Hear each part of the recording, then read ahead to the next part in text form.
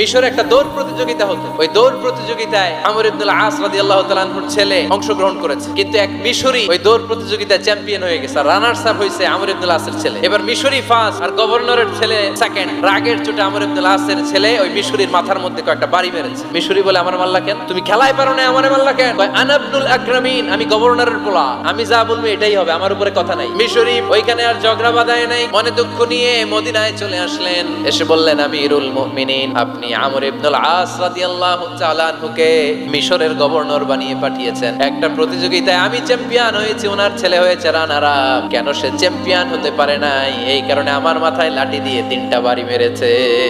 ওমর ফারুক বললেন, তাই আগামী বছরের অমুক তারিখ আমি সব গভর্নরদেরকে ডেকে হিসাব নিতে, ওই দিন তুই থাকবি। ওই দিন 7 রাজ্য থেকে 7 গভর্নর হাজির, গভর্নরদের ছেলেরাও হাজির, মিশরীয় হাজির। 7 গভর্নরের কাছ থেকে 7 এলাকার খোঁজ খবর নেয়ার পরে ওমর ফারুক বললেন, এই